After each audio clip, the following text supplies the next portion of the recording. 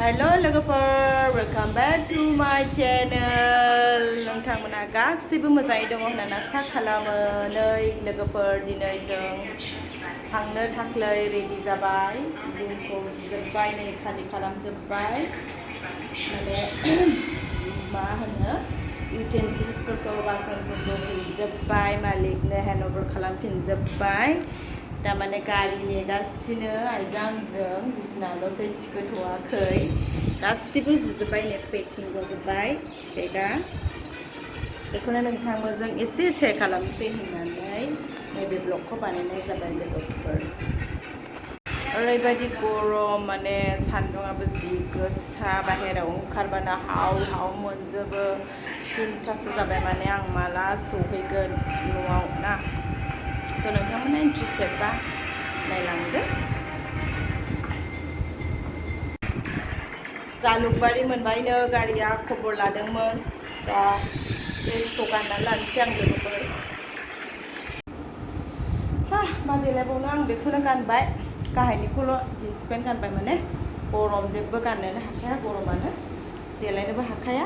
ओंखायनो गानखांबाय, गारि सफैबाथाय गाखोनानै थांसै।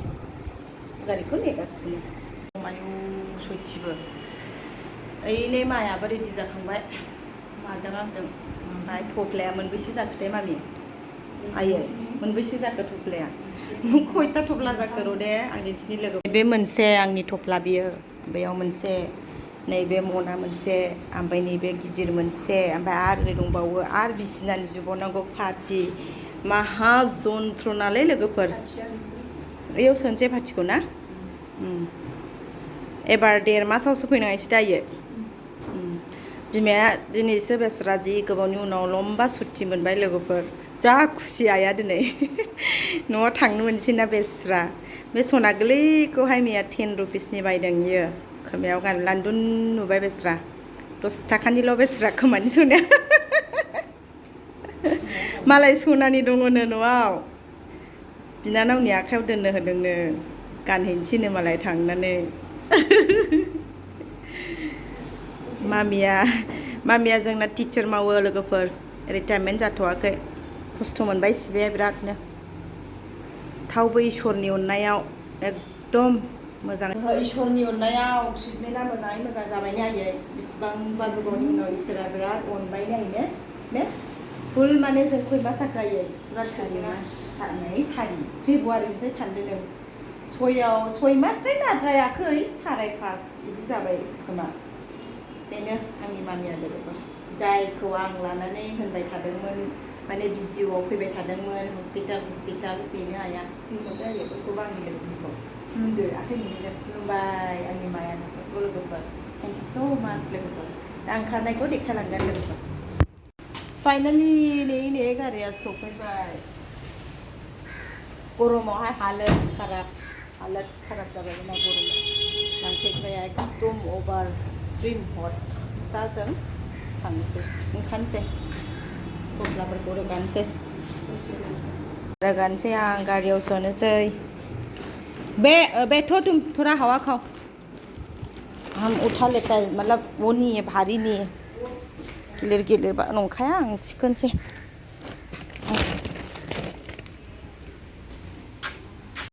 थांनोसै लोगोफोर, ओंखारबाय।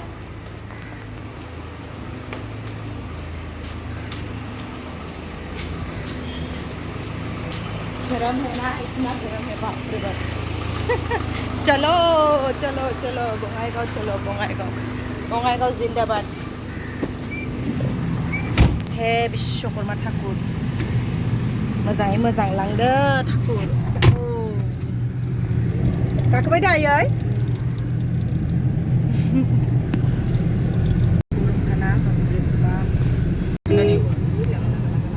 आयै इसेयावनो नांथारसिगोन बिसोरो स्कुटिजों थांनाया। आज का धूप अलग है रे एकदम। अभी तो हम लोग गाड़ी के अंदर में बैठा है, बोल के समझ में नहीं आ रहा है। निकल के जाओ तो कितना धूप है।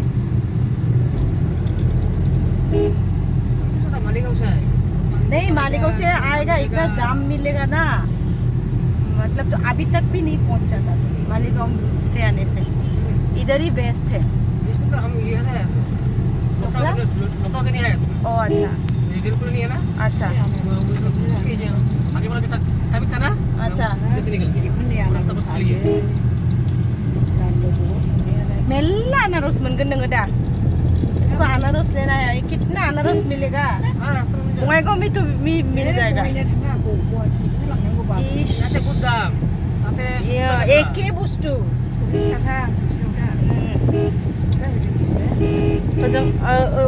बङाइगांव में कितना बोलता है 70 जोरानो जोरा 70 आरकी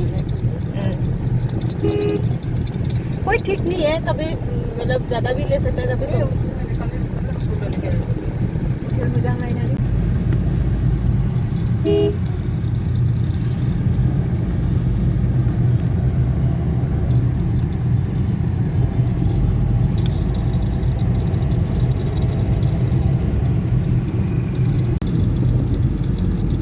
हाईवे में भी खा सकता है हाईवे में भी खा सकता है हाईवे में छोटा मोटा होता है हस्बैंड वाइफ और उसकी मम्मी तो फ्राई बनाता है हाँ हाँ हाँ बहुत टेस्टी बनाता है लेकिन खत्म हो जाता है शायद नहीं अभी आप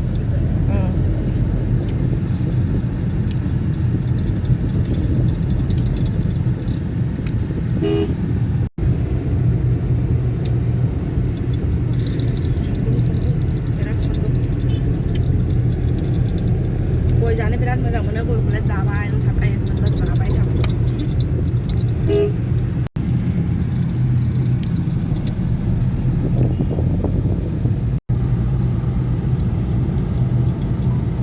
हाईवे मिल भी गया हम लोग गुवाहाटी से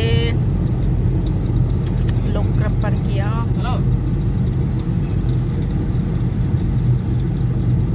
मैं बने के लगूंगा हाँ अच्छा kita mau kursus kamu kayak sih orang kali mau gitu kayak kursus sih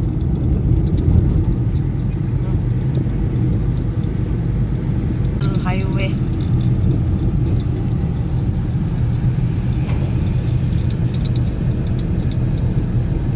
बारिश गिरेगा शायद ठीक नहीं है ना कैसा हो गया मौसम देखो तो माबायदि जाबाय नै जोमैया अखा हाहांबो जायो सान्दुंबो टिं टिं पूरा मौसम पूरा खराब था कल शायद बारिश गिरा था ना कल ना परसों परसों में ऐसा बारिश गिरा हाँ आदमी का घर में पानी उठ गया लेकिन बंगाल में पूरा धूप गुवाहाटी में भी नहीं था लेकिन थोड़ा सा गिरा था मतलब थोड़ा थोड़ा धीरे धीरे लास्ट टाइम में गुवाहाटी में कब मुझे बारिश मिला था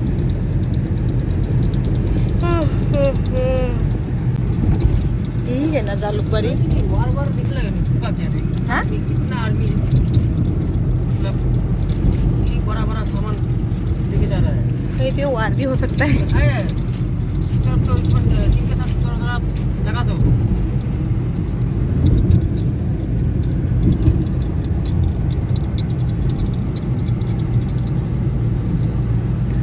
अरे गुवाहाटी में पूरा फ्लाईओवर हो गया रे बाप रे बाप कुछ दिनों में ना समझ में नहीं आएगा क्या है फ्लाईओवर सिटी बन जाएगा गुवाहाटी और सान्दुंआ नायनो हाखाया नै ओरैबादि बाप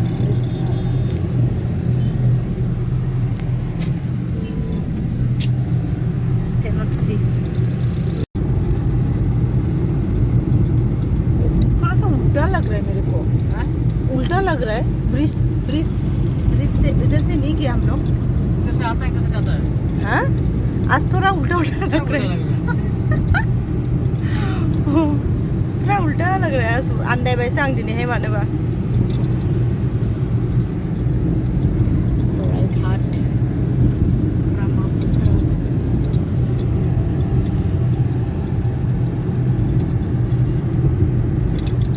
इवनिंग वॉक करने में अच्छा है जगह ना एकदम नींद आ गया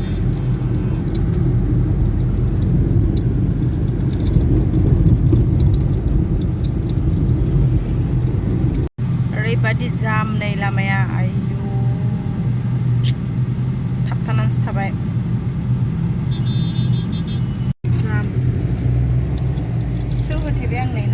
थाबायनो हाया सुइथिबा ओरैबादि डेन्जारेसलै सान्दुङा गैलालै जामा आसरितसो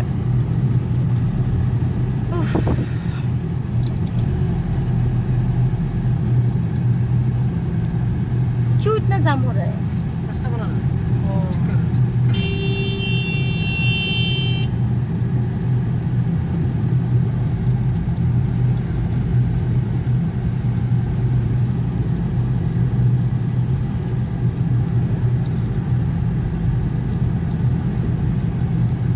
नै लोगोफोर ओरैबादि जाम लामाया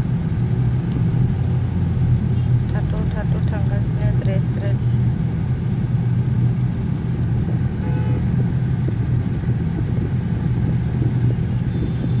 ओरैबो नाय 3 लाइन हो गया ना 1 2 3 4 लाइन 4 लाइन जाबाय जामानो फाग्लासो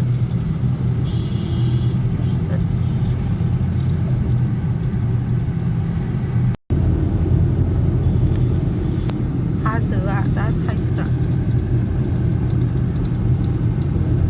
बेयावनो उन्दुनानै थानो हागोन ना हाया नों आयै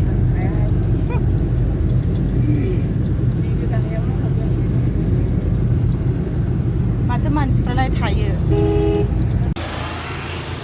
गथ'खौ ओंखाम जाहोलांनोसैहाय जोंहाथ' दहाय आइ जाहाजों जाखाबायमोन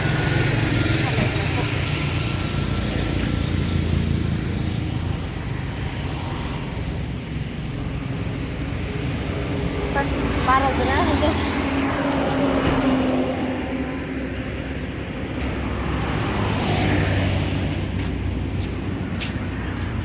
फिसा उठेला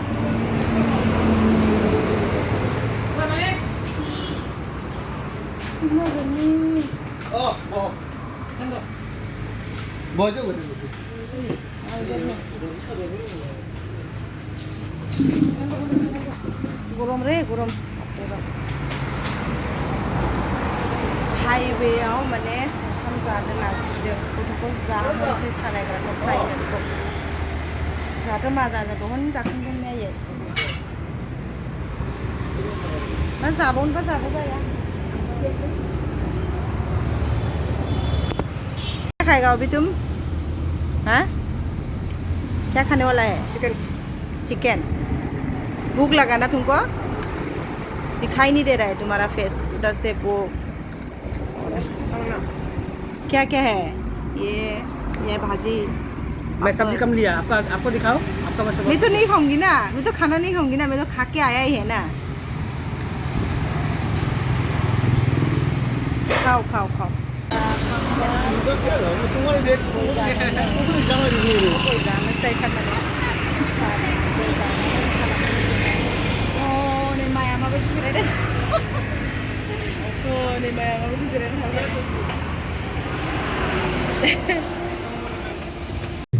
फाइनालि लोगोफोर बङाइगाव मोनफैबाय मोनाखाबाय नै मोनाफैलायलायबाय जि गरम ना आस्ते आस्ते फैबाय स' लोगोफोर आंनि भिडिअ'आ दिनै एसेनोसै आं दोनथ'नोसै नेक्स्ट भिडिअ'आव थाबैनो लोगो मोनफिनगोन लोगोफोर बाय लोगोफोर थेंक इउ स' माच फर वाचिं माय भिडिअ